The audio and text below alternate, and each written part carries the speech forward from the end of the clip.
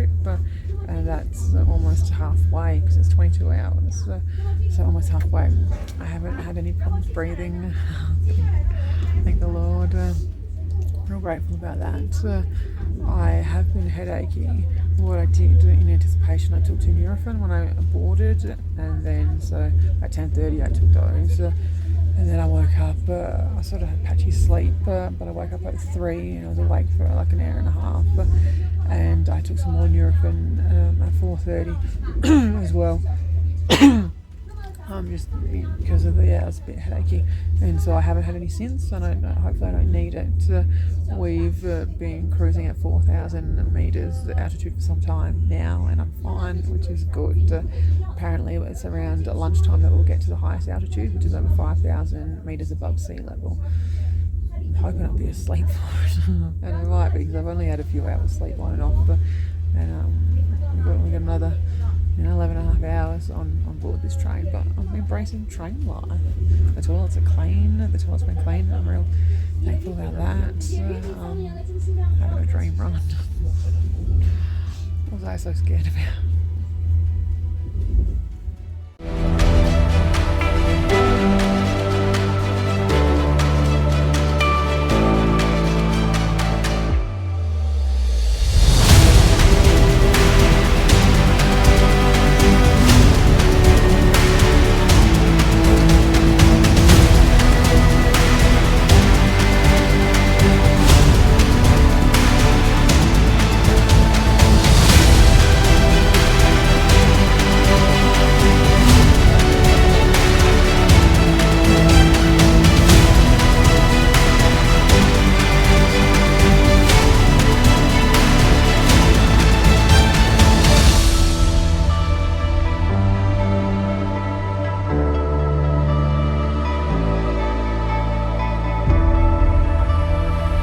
Hello from the roof of the world.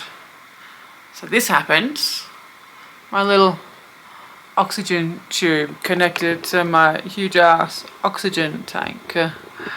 I've been having altitude sickness. It started when I got to Xining, and I've had some shortness of breath and some headaches, and it's been coming and going. And like I haven't been too worried. Well, I have had my moments where I've been panicking, but I've been okay. But last night I had more shortness of breath going to sleep than I have had. And this morning I checked on my U-Butte smartwatch, and like it looks at my heart rate, and I saw that my heart rate dropped to 53 last night. It never goes that low. It's never under 60. It's generally about 64. And yeah, so that was alarming, and so I've been keeping an eye on it all morning, and I've been feeling it, of course. And it's been incredibly low in the 50s at times, and it was one part there it went into the 40s, and it's just like, this is not all right. And then when I walk a little bit, like it hooks up real quickly to the 80s, and it can be into the 90s, like I'm just walking slowly to the elevator. Yeah, so this is high altitude, this is what's happening.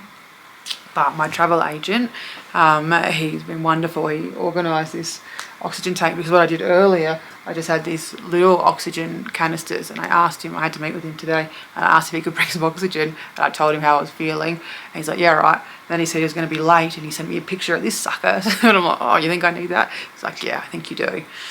And I'm feeling much better. It hasn't even been half an hour yet, almost. Oh yeah, quite close to half an hour.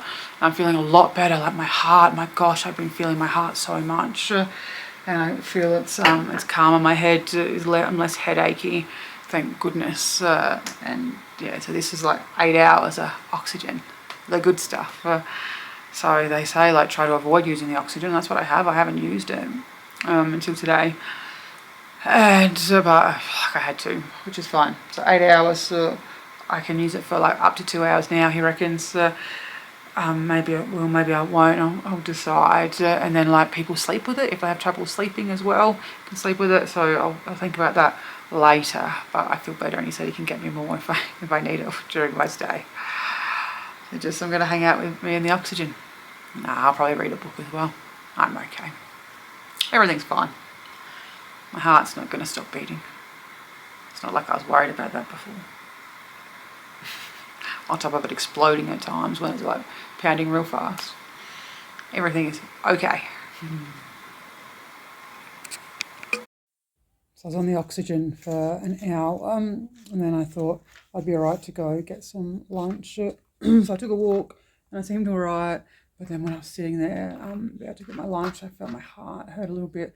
Checked the heart rate and it was like 56. And it's just like, are you fucking kidding me? And then like walking along, it was up to 110. And so I bit the bullet, went and saw a chemist and got some, asked for some drugs. But it's all natural. It's Chinese medicine. So I gotta get this body in better shape, handling these altitudes.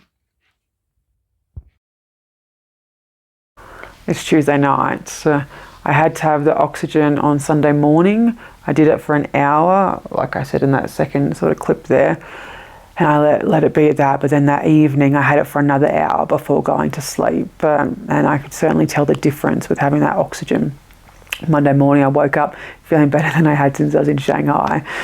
And it sort of really highlighted to me how bad the headaches had been once they eased. And so, yeah, yesterday I didn't need any oxygen. I went out and I could walk and I didn't feel like my heart was going to explode. That's nice.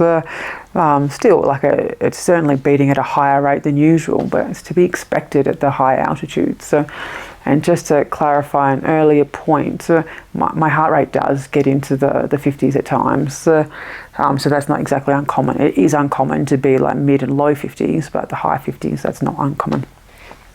So yeah, these last few pictures are from yesterday being out and about and today being out and about. I've, due to my altitude sickness, I decided not to go up higher with the tour group as planned to Shigatse and Yamjotso Lake, and I'm yet to climb the Patala Palace as well.